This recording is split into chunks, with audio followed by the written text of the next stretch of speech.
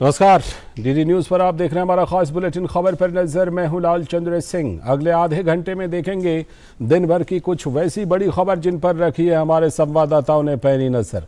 तो आइए चलिए शुरुआत कर लेते हैं और आज सबसे पहले बात करते हैं मध्य प्रदेश में जो बारिश और बाढ़ से हालात बेहाल हैं उसकी खबर देखते हैं। देश के वैसे कई हिस्सों में बाढ़ और बारिश का कहर जारी है, लेकिन मध्य प्रदेश में कई जिलों में भारी बारिश के बाद कई नदियां उफान पर हैं। वहीं नर्मदापुरम में लगातार बारिश से नर्मदा नदी का जलस्तर बढ़ गया है। राजधानी भोपाल के आसपास के इलाकों में भी घरों और खेतों में पानी घुस जाने की खबर है। तो वहीं बारिश को देखते हुए मौसम विभाग ने लोगों से सावधानी बरतने की अपील की है और लगातार हो रही बारिश के चलते कई जिलों में स्कूलों में छुट्टी घोषित कर दी गई है। इसके साथ ही वायुसेना ने विदिशा में राहत और बचाव कार्य के लिए 2 हेलीकॉप्टर भेजे हैं। और मध्य प्रदेश के मुख्यमंत्री शिवराज सिंह चौहान ने अब से कुछ देर पहले हवाई दौरा भी किया है और आज वीडियो कॉन्फ्रेंसिंग के जरिए प्रदेश में अतिवृष्टि से उत्पन्न स्थिति और राहत कार्यों के संबंध में उच्च स्तरीय समीक्षा बैठक की है और आवश्यक दिशा निर्देश भी दिए हैं। मुख्यमंत्री ने राज्य में राहत और बचाव कार्यों की जानकारी ली है।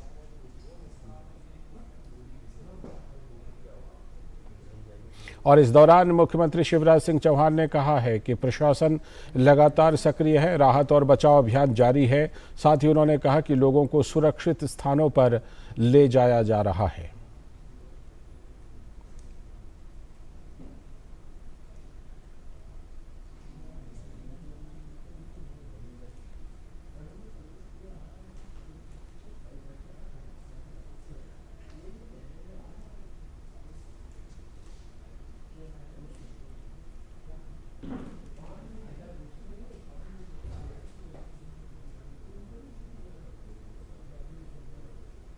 प्रशासन लगातार सक्रिय है। पिछले 24 घंटे में हमने 405 व्यक्तियों को जो गांव में घिरे हुए थे रेस्क्यू करके बाहर निकाला है। लगभग 2300 लोगों को सुरक्षित ऊंचे स्थानों पर पहुंचाया गया है। अकेले विदिशा जिले में ही 18 राहत शिविरों में 1200 लोग रुके हुए हैं और लगातार भोजन और आवश्यक सारी व्यवस्थाएं करने का प्रयास किया जा रहा है। तो राज्य के मुख्यमंत्री शिवराज सिंह चौहान लगातार खुद नजर रख रहे हैं, लेकिन फिर भी जो प्रकृति की मार है वो मध्य प्रदेश पर पड़ रही है और राज्य का हाल बेहाल है। जुड़ रहे हैं भोपाल से हमारे संवाददाता आदित्य श्रीवास्तव हमारे साथ जुड़ चुके हैं। आदित्य, ये बताइए कि भोपाल और आसपास में भी बारिश और बाढ़ से हाल बेहाल है, क्योंकि इसके पहले हमने ये खबरें देखी थी कि कई ऐसे बांध हैं जो खतरे के निशान से ऊपर चले गए थे, जो डैम हैं वो, हालांकि वो खतरा तो टल गया, लेकिन अभी जो बारिश और बाढ़ से हालात हैं, कितने गंभीर हालात राज्य में हैं अभी? देखिए लालचंद, बात यह है कि भोपाल में जिस तरीके से कल देर रात से बारिश जरूर थमी हुई है, आज दिन भर भी बहुत तेज बारिश देखने को नहीं मिली है। ऐसे में जिन इलाकों में कल देर रात तक पानी भरा हुआ था वो अभी भी धीरे धीरे करके उतर रहा है, लेकिन विदिशा, राजगढ़ और गुना, ये 3 वो जिले हैं जहां पर सबसे ज्यादा अभी प्रकृति की मार देखने को मिल रही है। इन इलाकों में पानी बहुत ज्यादा भरा हुआ है। मुख्यमंत्री भी हवाई सर्वे के अलावा वो जमीनी स्तर पर भी जब गए तो नाव के माध्यम से उनको जाना पड़ा और कई इलाके तो ऐसे हैं जहां पर एयरफोर्स के हेलीकॉप्टर से लोगों को रेस्क्यू करना पड़ रहा है। ये एक बड़ी चुनौती यहां पर है। बांधों की अगर बात करें तो जो नर्मदा और तवा नदी के किनारे के जिले हैं वहां पर जरूर जलस्तर बढ़ रहा है। तवा और तवा के लगे हुए जो नदियां हैं उनका जलस्तर बढ़ा हुआ है, जिसकी वजह से वहां पर पानी भरा हुआ है। लेकिन एक थोड़ी राहत की खबर लालचंद यहां पर ये जरूर कह सकते हैं कि मौसम विभाग की तरफ से जो दोपहर में आज शाम तक एडवाइजरी आई है वो अगले 24 घंटे के लिए ये बता रही है कि जो मालवा रीजन है, इंदौर, उज्जैन, धार और इस नीमच का जो इलाका है, यहां पर कहीं कहीं पे हल्की बारिश हो सकती है, लेकिन बहुत तेज बारिश का रेड अलर्ट फिलहाल नहीं निकल कर आया है। लेकिन हम ये उम्मीद कर सकते हैं कि क्योंकि अभी भी विदिशा में खासतौर से अगर बात करें तो कुछ लोग हैं जो छतों पर मौजूद हैं। मुख्यमंत्री अभी जब हवाई सर्वे के लिए पहुंचे थे तो छतों पर वो बैठे हुए हैं, उनको रेस्क्यू करना बहुत जरूरी है। और साथ साथ अलग अलग जिलों में कई जिले ऐसे हैं जहां पर सीमावर्ती राज्यों से भी अब वहां जब तेज बारिश हो रही तो वो पानी मध्य प्रदेश में अगर आ रहा है तो वहां पर भी जलभराव की स्थिति देखने को मिल रही है।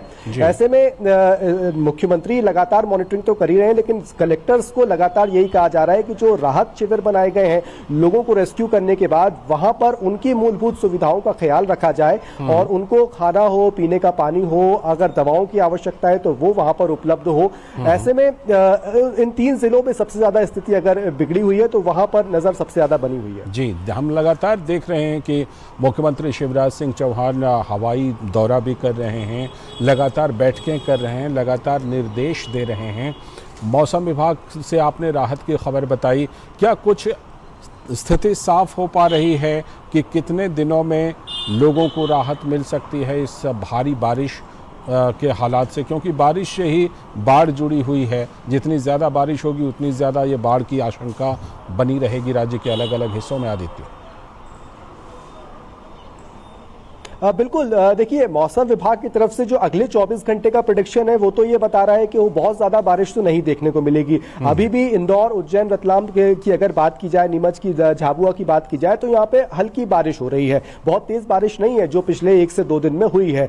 ऐसे में यहाँ लेकिन जो जिस तरीके से पानी वहां पर भरा हुआ है, घरों में कई इलाके तो ऐसे हैं जहाँ 1-1 मंजिल तक पानी है, कहीं कहीं पर 7 फीट 8 फीट पानी है और उस पानी के उतरने का भी इंतजार करना होगा। और उस पानी के उतरने के बाद स्थानीय स्थिति किस तरीके की होती है, यहाँ पर हम समझ सकते हैं कि बाढ़ के बाद जो जनसामान्य होता है उसका जो घर का सामान होता है वो खराब हो चुका होता है, अनाज घर का होता है वो खराब हो चुका होता है, उसको सामान्य पटरी पर लाना होगा। हालांकि मुख्यमंत्री ने कहा है कि अभी पहले उद्देश्य यही है कि जो लोग अंदर फंसे हुए हैं उनको रेस्क्यू कर लें, उसके बाद इस बात का भी सर्वे होगा कि जिन लोगों का व्यक्तिगत जो नुकसान हुआ है, घरों में जो नुकसान हुआ है, फसलों का जो नुकसान हुआ है, उसका भी सर्वे कराया जाएगा और सरकार कोशिश करेगी कि हर संभव मदद उनको भी की जा सके। लेकिन अगले 1 से 2 दिन हम ये मान के चले, अगर बारिश थमी रहती है तो ये पानी हो सकता है उतर जाए। चलिए, राहत की एक बात है, अगर ये जो मौसम विभाग का पूर्वानुमान है वो अगर सही होता है तो हम उम्मीद कर सकते हैं कि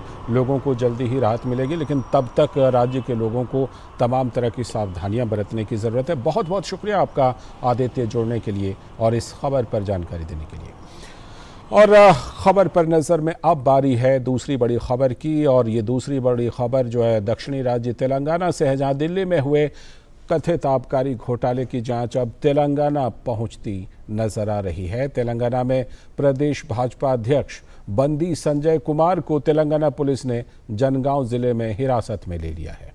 उन्हें उनके घर पर ही नज़रबंद कर दिया गया है। बंदी संजय कुमार हैदराबाद में बीजेपी कार्यकर्ताओं की गिरफ्तारी के खिलाफ जनगांव जिले में धरना दे रहे थे। संजय ने पुलिस पर आरोप लगाया है कि पुलिस ने भाजपा नेताओं के खिलाफ हत्या के प्रयास का मामला दर्ज कर लिया है, जबकि वो तो लोकतांत्रिक तरीके से अपना प्रदर्शन कर रहे थे। उन्होंने पुलिस पर टीआरएस नेताओं के साथ मिली भगत और झूठे मामले दर्ज करने का आरोप लगाया। साथ ही पुलिस कार्रवाई के विरोध में राज्यव्यापी विरोध का आह्वान भी किया। इस बीच भाजपा की तेलंगाना इकाई ने बंदी संजय कुमार की गिरफ्तारी की निंदा की है। पार्टी ने एक बयान में घोषणा की कि पार्टी कार्यकर्ता आज शाम 5 बजे से लेकर 6 बजे तक राज्य भर में भाजपा कार्यालयों पर विरोध प्रदर्शन करेंगे।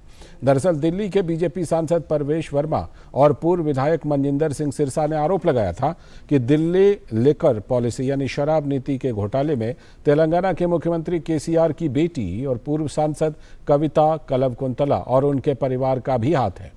इसके बाद कल शाम बीजेपी के कुछ कार्यकर्ताओं ने हैदराबाद के बंजारा हिल्स स्थित पूर्व सांसद कविता कलवकुंतला के घर के सामने अचानक पहुंचकर प्रदर्शन करते हुए घर के निकट जाने की कोशिश की, जिसके बाद वहां मौजूद टीआरएस कार्यकर्ताओं और बीजेपी कार्यकर्ताओं के बीच जमकर हाथापाई, धक्का मुक्की हुई और लाठियां भी चलाई गई।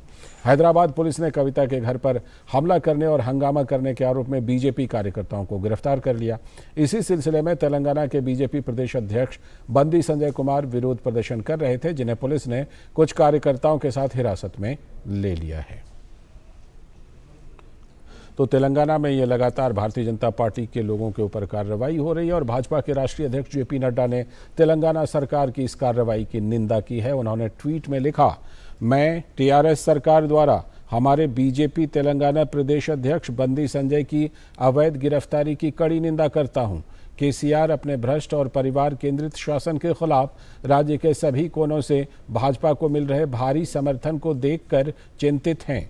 हम लोकतांत्रिक तरीके से लड़ेंगे और सुनिश्चित करेंगे कि आने वाले चुनावों में टीआरएस और केसीआर का सफाया हो जाएगा।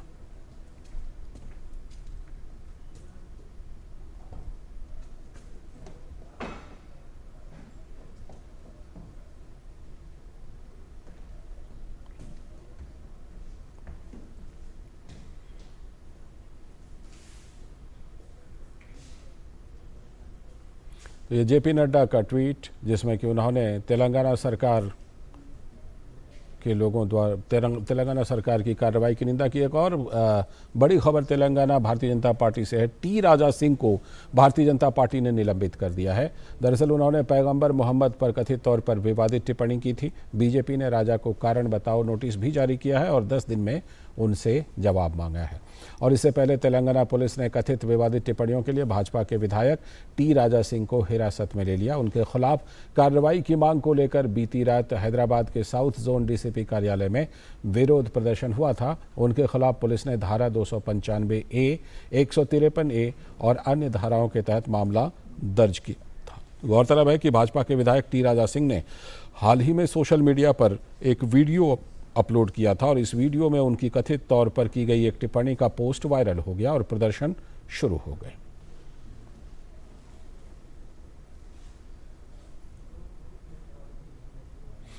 और तेलंगाना पुलिस की भारतीय जनता पार्टी के नेताओं और कार्यकर्ताओं पर कार्रवाई पर जुड़ रहे हैं हमारे संवाददाता शैलेंद्र मिश्र जानकारी देने के लिए हमारे साथ जुड़ चुके हैं। शैलेंद्र, अगर तेलंगाना पुलिस की कार्रवाई की बात की जाए तो देखिए ऐसा है कि जिस तरह से कि दिल्ली में जो शराब नीति की धांधली थी उसमें कुछ रिपोर्ट आई जिसके मुताबिक कि केसीआर की जो बेटी हैं टीआरएस पार्टी की नेता, उनके नाम आए। उस पर अगर भारतीय जनता पार्टी विरोध प्रदर्शन कर रही थी तो क्या तेलंगाना पुलिस ने भारतीय जनता पार्टी के नेताओं और कार्यकर्ताओं पर यह एक तरफा कार्रवाई की? देखिए, बीजेपी का आरोप यही है, जिस तरह से तेलंगाना बीजेपी के अध्यक्ष बंदी संजय की गिरफ्तारी हुई, उसके बाद हमने देखा कि बीजेपी के राष्ट्रीय अध्यक्ष जेपी नड्डा ने ट्वीट कर एक तरह से तेलंगाना सरकार पर हमला बोला और ये कहा, आपने दिखाया भी कि ये गिरफ्तारी ये दिखाती है कि किस तरह से तेलंगाना सरकार का जो रवैया है। और हम जानते हैं कि आप देखें टीआरएस और बीजेपी के बीच एक तरह से देखें एक ये जो तल्खी है ये लगातार बढ़ती जा रही है। जब से हैदराबाद में बीजेपी की राष्ट्रीय कार्यकारिणी की बैठक हुई थी उसके बाद एक बड़ी जनसभा हुई थी और तेलंगाना सरकार पर परिवारवाद के आरोप बीजेपी के तमाम बड़े नेताओं ने लगाया था और जिस तरह से परिवारवाद की राजनीति को बढ़ावा देने का आरोप बीजेपी लगातार लगाती रही और ये कहना कि लगातार संघर्ष किया, हजारों लोगों ने, लाखों लोगों ने, तब एक राज्य का गठन हुआ। लेकिन लोग दुखी हैं चूंकि इसका एक फायदा एक परिवार के लोग को मिल रहा है और एक परिवार के लोग दरअसल सत्ता चला रहे हैं। तो निश्चित तौर पर उसके बाद से हम देख रहे हैं कि लगातार जो है टीआरएस और बीजेपी के बीच काफी राजनीतिक आरोप प्रत्यारोप के दौर देखने को मिलते हैं। और जब दिल्ली में आबकारी नीति को लेकर प्रवेश वर्मा ने कहा कि इसके तार टीआरएस एक परिवार से जुड़े हुए हैं, यानी केसीआर के परिवार से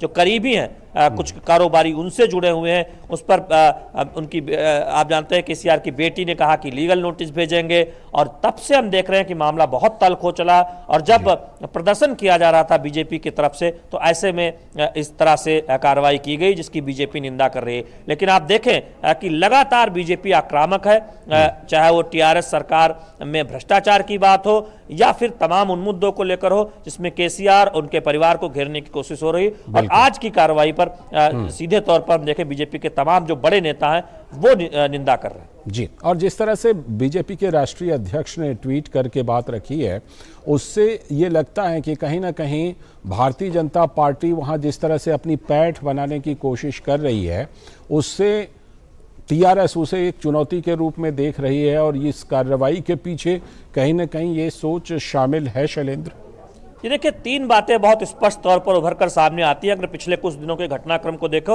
और आज जैसे गिरफ्तारी हुई तेलंगाना बीजेपी अध्यक्ष की। पहली बात तो है कि राष्ट्रीय अध्यक्ष ने ट्वीट कर ये स्पष्ट संकेत दिए हैं कि जो भी वहां बीजेपी प्रदर्शन कर रही है, राष्ट्रीय जो नेतृत्व है उसका पूरा एक तरह से देखें समर्थन हासिल है। जिन मुद्दों को लेकर बीजेपी के नेता राज्य स्तर पर संघर्ष कर रहे हैं। दूसरी बात यह है कि हम देख रहे हैं कि तेलंगाना बीजेपी के अध्यक्ष के अगुवाई में लगातार वहां पर कई ऐसे मुद्दों को उठाया जा रहा है। तमाम युवाओं को साथ लेकर तेलंगाना की केसीआर सरकार को घेरने की कोशिश की जा रही है, तो उस पे हम टकराव बढ़ता हुआ देख रहे हैं। और हम जानते हैं कि अब चुनाव तेलंगाना में उस लिहाज से देखें, विधानसभा चुनाव की तैयारी के लिहाज से अब यह माना जा रहा है कि टीआरएस बनाम बीजेपी एक तरह से वहां पर बीजेपी एक मजबूत विकल्प के तौर पर, विपक्षी दल के तौर पर उभरी है। चूंकि बाकी दलों में उतनी एक तरह से देखें मजबूती दिखाई नहीं देती जो केसीआर का मुकाबला कर सके। तो निश्चित तौर पर टीआरएस को लगता है कि मुख्य विपक्षी दल के तौर पर बीजेपी बहुत आक्रामक तौर पर सामने आ रही है। तो ऐसे में हम टकराव बढ़ता हुआ देख रहे हैं टीआरएस और बीजेपी के बीच तेलंगाना में। बिल्कुल, और ये टकराव उसी का नतीजा है। और दिल्ली की जो आबकारी नीति है उसमें जो धांधली हुई है उसकी आंच तेलंगाना पहुंचने के बाद तपिश थोड़ी और बढ़ गई है। बहुत बहुत शुक्रिया आपका शैलेंद्र, जुड़ने के लिए, इस खबर पर जानकारी देने के लिए। तो जैसा कि हम चर्चा कर रहे थे कि तेलंगाना में तपिश इसलिए भी बढ़ी है क्योंकि दिल्ली आबकारी नीति से टीआरएस के नेताओं के नाम जुड़े हैं। तो दिल्ली की जो आबकारी नीति और उसकी धांधली है उससे जुड़ी खबर देख लेते हैं कि भाजपा ने आबकारी नीति पर एक बार फिर से केजरीवाल सरकार को घेरा है। भारतीय जनता पार्टी के प्रवक्ता सुधांशु त्रिवेदी ने कहा कि केजरीवाल सरकार ने अपनी आबकारी नीति के तहत उत्पादक और वितरक एक ही रखा, जो कि नीतिगत रूप से ही गलत है।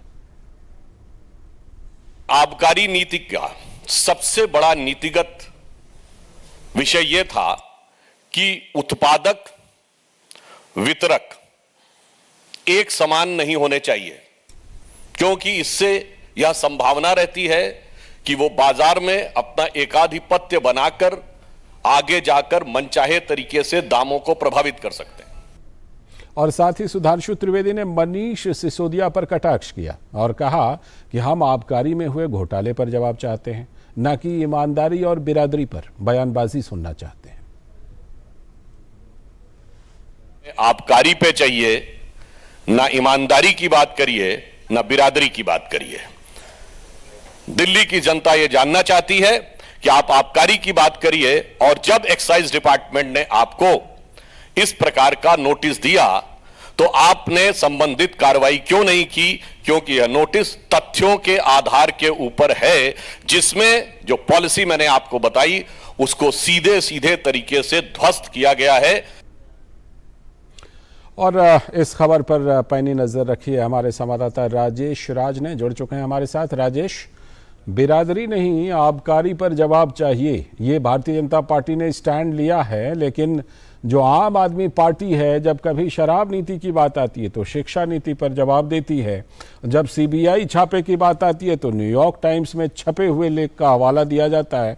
क्या लगता है भारतीय जनता पार्टी इस मुद्दे को लेकर के आने वाले दिनों में ऐसे ही हमलावर रहने वाली है आम आदमी पार्टी पर?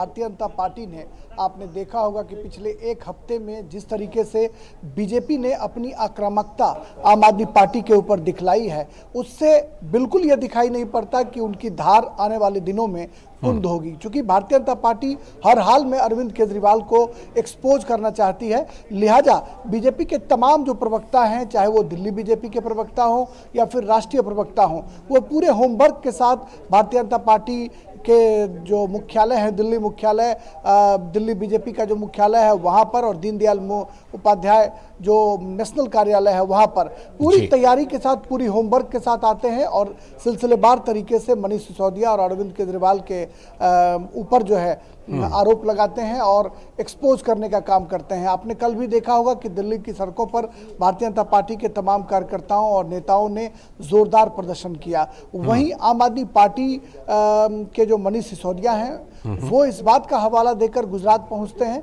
कि दिल्ली की जो शिक्षा व्यवस्था है उसको गुजरात तक पहुंचाने की कोशिश करेंगे और तरह तरह के जो आरोप हैं, प्रत्यारोप दोनों दलों की तरफ से लगाए जा रहे हैं। यानी हम कह सकते हैं कि आम आदमी पार्टी और भारतीय जनता पार्टी इस मुद्दे पर बिल्कुल आमने सामने है। दोनों अपने तर्कश से वो तमाम तीर निकालना चाहते हैं जिससे वो अवैध किले को भेज सकें। जो दुर्ग है आम आदमी पार्टी का उसको भारतीय जनता पार्टी भेजना चाहती है और शायद यही वजह है कि पूरे होमवर्क के साथ अरविंद केजरीवाल के जो पार्टी है और उनके जो नेतागण हैं उनको एक्सपोज करने का काम कर रहे हैं। कपिल मिश्रा जो कभी आम आदमी पार्टी में थे उन्होंने कल ट्वीट किया था और सत्येंद्र जैन और मनीष सिसोदिया, अरविंद केजरीवाल, तीनों को उन्होंने रत्न की उपाधि से नवाजा और तीनों के जो समीकरण थे जो रत्न के वो अलग अलग थे। तो हम कह सकते हैं कि जो छोटे नेता हैं या कार्यकर्ता हैं वहां से लेकर जो बड़े नेता हैं वो भी आम आदमी पार्टी पर आक्रामक हैं। आज आदेश गुप्ता जो भारतीय जनता पार्टी दिल्ली प्रदेश के